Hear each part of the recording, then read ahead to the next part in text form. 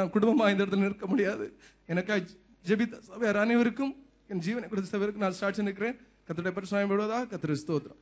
மகேந்திரன் இதுக்காக ஜெபிக்கும் போது நாம் யாவரும் இந்த ஜெபத்தில் கலந்து கொள்வோம். பிரதர் மகேந்திரன் இதுக்காக ஜெபிக்கும்படியாக கேட்கிறேன். அதுக்கு பிற்பாடு 2 பேராக சாட்சிகளை சொல்லும் போது அதுக்காக நாம் ஜெபிக்க இருக்கிறோம். எங்கள் அன்பின் பரலோக பிதாவே, ஆண்டவரை நன்றி செலுத்துகிறோம். ஆண்டவரே, இந்த அருமையான ஜெப வேளைக்காக நன்றி. ஆண்டவரே, எங்களுடைய ஜெபத்திற்கு ஆண்டவரே கிருபையாய் பதில் தருகிறபடினால் உம்மை ஸ்தோத்திரிக்கிறோம். ஆண்டவரே ஸ்தோத்திரம். ஆண்டவரே, முதலாவது ஜெப குறிப்பு சொன்ன ஆண்டவரே சகோதரருக்காக நாங்கள் ஜெபிக்கிறோம். எல்டர்ஸ் பிரதருக்காக ஜெபிக்கிறோம். ஆண்டவருடைய தாயாருக்கு ஆண்டவரே கடந்த நாட்கள் நீங்க கொடுத்த ஆண்டவர் நல்ல சுகத்திற்காக நன்றி தகப்பனே. இன்னும் ஆண்டவரே ஹாஸ்பிடல்ல இருந்து ஆண்டவர் அவர்கள் வீட்டுக்கு திரும்ப ஆண்டவரே கர்த்தர் நீங்க கிருபை செய்ய முடியாது ஜெபிக்கிறோம். ஆண்டவரே சகோதர கர்த்தராகிய இயேசு கிறிஸ்துவை விசுவாசி நீயும் உன் வீட்டார் ரட்சிக்கப்படுவீர்கள் என்று சொன்ன வாக்கின்படியாக ஆண்டவரே குடும்பம் முழுவதும் ஆண்டவரே தேவனே நீங்க ரட்சிக்க முடியாது நாங்கள் ஜெபிக்கிறோம். ஆண்டவரே ஆண்டவரே உமக்கு நன்றி. அதுபோல ஆண்டவரே இரண்டாவதாக சாட்சி சொன்ன ஆண்டவரே சகோதரருக்காக நாங்கள் ஜெபிக்கிறோம். ஆண்டவரே அந்த விபத்து நேரத்தில் ஆண்டவரே கர்த்தர் நீங்க கூட இருந்து ஆண்டவரே ஜீவனுக்கு ஒரு பிரச்சனை இல்லாதபடிக்கு நீங்க காத்துக் கொண்டீங்களே, அதற்காக நன்றி தகப்பனே.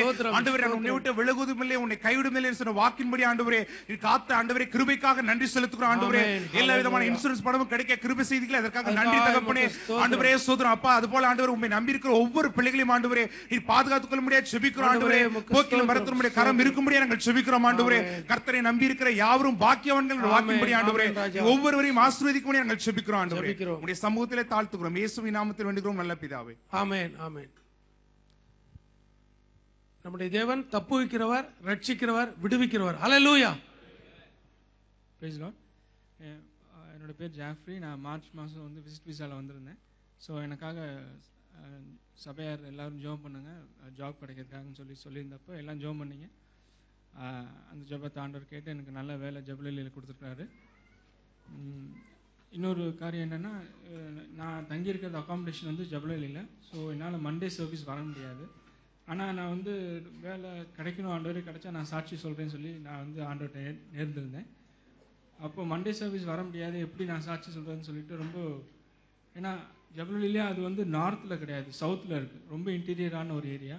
ஸோ எப்படி வந்துட்டு எப்படி போகிறதுன்னு எனக்கு ஒன்றும் தெரியல, எப்படி சாட்சி சொல்லணும்னு நினச்சிட்டு இருக்கப்போ இன்றைக்கி பாஸ்டர் வந்து இந்த வாரத்துலேருந்து சாட்சி சொல்லலான்ற மாதிரி சொன்னாங்க. ஸோ வந்து அது ஒரு பெரிய காரியம்.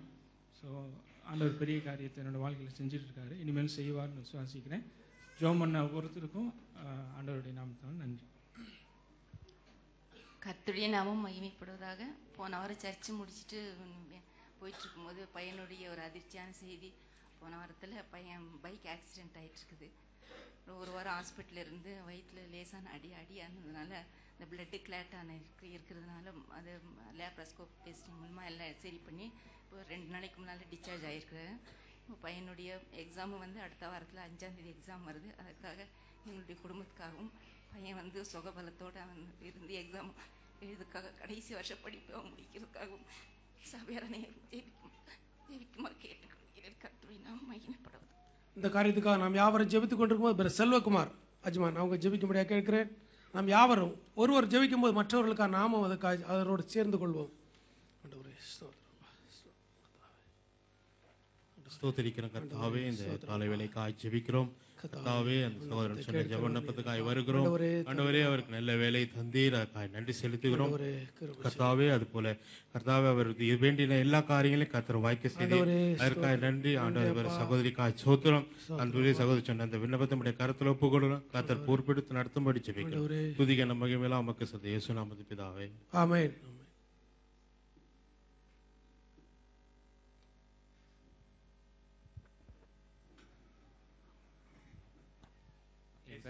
ஜெயம். இந்த நாட்களிலே குடும்பமாக ஆராதனை கலந்து கொள்ள ஜீவனை கொடுத்த தேவனுக்கு நன்றி செலுத்துகிறேன். கடந்த நாட்களிலே எங்கள் மூவருக்குமாக உடல்நிலை பலவீனமாக இருந்தது. கர்த்தர் தாமே சுத்த கிருபையினாலே பலனை கொடுத்து எங்களுடைய பலவீனத்தை மாற்றி போட்டார். அதற்காக நன்றி செலுத்துகிறேன். ஜெப விண்ணப்பமாக அதிகமான குழந்தைகள் இந்த காலங்களிலே மிகவும் நோய்வாய்ப்பட்டுள்ளது. முக்கியமாக என்னுடைய நண்பர் குழந்தையான சினோனா நேற்று டாக்டரிடம் போகும்பொழுது வயது 4 அந்த குழந்தைக்கு 8 வயது வரை சளியும் உடலில் ஒரு பாதிப்பும் இருக்கும் என்று சொல்லியுள்ளார். டாக்டர்களே உருவாக்கிய நம்முடைய தேவன் அந்த குழந்தைக்கு நீடிய சுகத்தை கொடுக்குமாறு ஜெபம் பண்ணுகிறேன். இயேசு நல்ல நாமம் மகிமைப்படுவதாக. என் பேர் மோகன். நான் ஆக்சுவலாக மெட்ராஸில் வந்து 2000லேருந்து கொஞ்ச நாள் மெடிக்கல் ரெப்பு இப்படி மேனேஜராக ஒர்க் பண்ணிட்டு இருந்தேன். அப்பயே வந்து என்ன பேர் சொல்லி அழைத்தவன்னு சொல்லுவாங்கள்ல, கர்ப்பத்தில் இருக்கு. அந்த போல் என் பேர் சொல்லி அழைச்சிருந்தப்போ அப்போ நிறைய பேர் வந்து என்கிட்ட வந்து சொல்லுவாங்க இயேசுவை பற்றி. பட் அப்போல்லாம் நான் வந்து பார்த்தீங்கன்னா நான் ஆக்சுவலாக ஒரு இந்து குடும்பம் சேர்ந்தவன். நான் ரொம்ப கிண்டை அடிப்பேன், எல்லாம் பண்ணுவேன். மறுபடி விசிட் விசாவில் வந்து என் ஃப்ரெண்டுங்க எடுத்துகிட்டு வந்தார். அப்புறம் இங்கே வந்து நான் விசிட்டில் வேலை செய்கிறப்போ வேலைலாம் சரியாக கிடைக்கவே இல்லை. அப்புறம் ஒரு நாள் உட்காந்துருக்கப்போ நான் என்னையே அறியாமல் கொஞ்சம் கடவுள் வந்து நான் வந்து சில விஷயங்கள் மூலம் மற்றவங்க பேசுகிறது, இந்த இயேசு பேசுகிற அந்த விஷயங்கள்லாம் கடவுளை பற்றிய விஷயங்கள்லாம் கேட்குறப்போ அப்போ என் கூட வந்து இருக்கிறத வந்து நான் அந்த டயத்துலேருந்து நான் இங்கே வந்து நான் ரொம்ப முழு மனசோட ப்ரே பண்ண ஆரம்பித்தேன். அப்புறமேல நல்ல வேலைலாம் கிடைச்சதுக்கப்புறம் ஞானஸ்தானம் மட்டும் வாங்க மாட்டேங்கிற மாதிரி ஒரு பிடிவாதத்தில் இருந்தேன் நான். அப்புறமேல என்னாச்சுன்னா 2007லேருந்து 2010 ஆகஸ்ட் வரைக்கும் இங்கே இருந்துட்டு மறுபடியும் கிளம்பி நான் ஊருக்கு போயிட்டேன். ஊருக்கு போயிட்டு இங்கேயும் வந்து பார்த்தீங்கன்னா அப்போது நான் தமிழ் சர்ச்சு பின்ன மலையாள சர்ச்செலாம் போவேன். பட் ஞானஸ்தானம் மட்டும் வாங்காமல் அப்படி ஏதோ இப்படி இருந்துட்டு இருந்தேன். அப்புறம் ஊருக்கு போயிட்டு போனால் ஒரு நல்ல நல்ல கம்பெனிலாம் கிடைக்கும், பெரிய பெரிய கம்பெனிலாம் வந்து கூப்பிடுவாங்க, ஏரியா மேனேஜர்லாம் கிடைக்கும். ஆல்மோஸ்ட் எல்லாம் முடிஞ்சிருச்சுன்னு சொல்லுவாங்க. ஃபைனலாக போய்ட்டு ஜஸ்ட்டு ஹேண்ட் செக் பண்ணிட்டு வேலை கிடைக்கும் அந்த மாதிரி சொல்கிற சுச்சுவேஷன் பண்ணி அது கலைஞ்சிரும். அப்போ நான் வந்து என்ன சொல்லியிருந்தேன், ஃபஸ்ட்டு வேண்டியிருந்தேன் எனக்கு வேலை கிடைச்சா ஞானஸ்தானம் வாங்குறேன்னு. அப்புறம் யோசித்தேன். திடீர்னு ஒரு நாள் எனக்கு ஒரு யோசனை, எனக்கே இருந்தாலும் நம்ம தான் இவர் தான் அப்பான்னு தெரிஞ்சிருச்சு, செஞ்சால் சேர்னாலும் அப்பா தானே சொல்லிட்டு 19th நவம்பர் கரெக்டாக வந்து அன்றைக்கி சண்டே அன்றைக்கி ஏலிம் சர்ச்சில் சாம் ஜெபத்திரி அவங்க சர்ச்சில் வந்துட்டு ஞானஸ்தானம் எடுத்தேன். 20ஆம் தேதி காலையில் இன்டர்வியூ அட்டன் பண்ணேன். 12 மணிக்கெலாம் என்னோட அப்பாயின்மெண்ட் லெட்டர் என் கையில் இருந்துச்சு. ஏரியா பிஸ்னஸ் மேனேஜர் நல்ல கம்பெனியில் வேலை செய்ய ஆரம்பித்தேன். அது மட்டும் இல்லை வாழ்க்கையில் நிறையா இதெல்லாம் வந்து ஜஸ்ட் ஒரு சாம்பிள் தான். பட் இதோட நல்ல என் தம்பிக்கு ஒரு ஆக்சிடென்ட் ஆச்சு ஜூன் மாதம். அந்த டயத்தில் கரெக்டாக எனக்கு விசா வாங்கி ரெடி ஆச்சு. அவன் பழைய கம்பெனியில் இருந்தப்போ என்னோட பழைய கஸ்டமரு சுருக்கமாக சொன்னீங்கன்னா அது வந்து அந்த டயத்தில் இருந்துச்சுன்னா தம்பிக்கு ஒரு பெரிய ஆக்சிடென்ட்டு, நல்ல ஸ்பைனல் கார்டில் வந்து பெரிய சர்ஜரி ஆகிடுச்சு, பெரிய இன்ஜுரி. அது வந்து பாசிபிளே கிடையாது. ஆக்சுவலாக நார்மலாக அவங்களுக்கு வந்து ஒரு ஃபார்மாலிட்டிக்கு சிக்னேச்சர் மட்டும் வாங்குவாங்க அந்த இதுக்கு.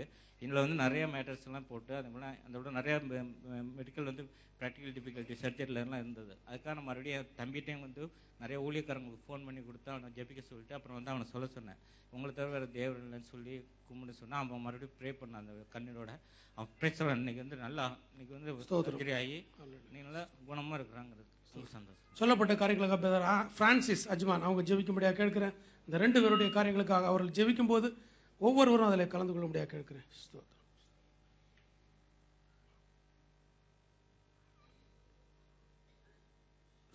நல்ல தகப்பனே உங்களுக்கு நன்றி செலுத்துகிறோம் ஐயா. இந்த அருமையான ஆசீர்வதிக்கப்பட்ட இந்த நல்ல பரிசுத்த ஓய்வு நாளிலே உம்மை நோக்கி பார்க்கிறோம் ஐயா. அருமையான சகோதரர் வைத்ததான அந்த விண்ணப்பங்களுக்காக உங்களுக்கு நன்றி செலுத்துகிறோம் ஐயா. எத்தனையோ விதத்திலே கர்த்தர் பிள்ளைகளை நீங்கள் பாதுகாத்தீங்க, அதுக்காக நன்றி செலுத்துகிறோம் ஐயா. ஸ்தோத்திரிக்கிறோம் சாமி. அருமையாக வைத்ததான கர்த்தாவே அந்த விண்ணப்பங்களுக்காக சமூகத்தில் வருகிறோம் சாமி. அவருடைய வாழ்க்கையில எத்தனையோ விதத்திலே தேவன் நன்மைகளை செய்து ஆண்டவரே ஸ்தோத்திரம் கர்த்தாவே சகோதரிய வாழ்க்கையில தேவன் நன்மை செய்தீங்கப்பா. அதற்காக உங்களுக்கு நாங்கள் நன்றி செலுத்துகிறோம் சாமி. கர்த்தாவே ஸ்தோத்திரிக்கிறோம் பிதாவே.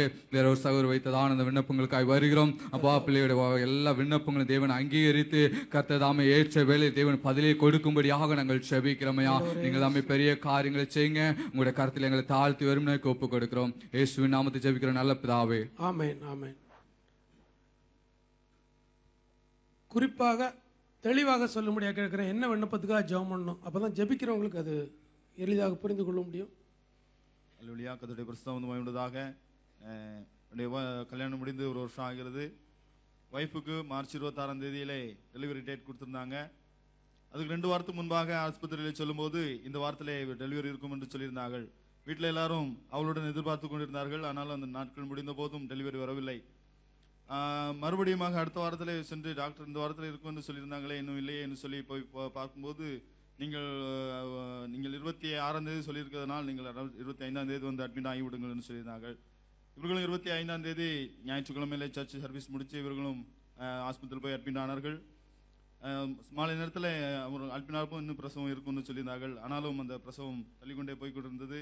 மாலை நேரத்தில் ஒரு 6:30 மணிக்கு நான் வேலை முடிஞ்சு போந்திருக்கும் போது அவருடைய அண்ணன் எனக்கு ஃபோன் பண்ணியிருந்தாங்க, இன்னும் 10 நிமிஷத்துக்குள்ள பிரசவம் இருக்கும்னு சொல்லி. அப்படியாக அவள் ஆல்ரெடி அந்த பிரசவ வார்டுக்குள்ளே சென்றிருந்தால் பிரசவம் இருக்கும் என்று சொல்லி இவ்வளவு அதிகமாக வேதனைப்பட்டு கொண்டிருந்தால் எனக்கு இங்கே சமாதானம் இல்லை. மணி 8:30 ஆகிவிட்டது. நான் போன் பண்ணாலும் யாரும் ஒரு சரியான அவர்கள் பேசக்கூடியதான சூழ்நிலை இல்லை. என்ன நடக்கிறது என்று எனக்கு ஒன்றும் தெரியவில்லை. ஆண்டவருடைய சமூகத்திலே நான் ஜெபித்தேன், கர்த்தாவே இந்த சூழ்நிலையில எங்களுக்கு உதவி செய்யுங்க ஆண்டவரே, எங்களுக்கு உங்களை தவிர வேற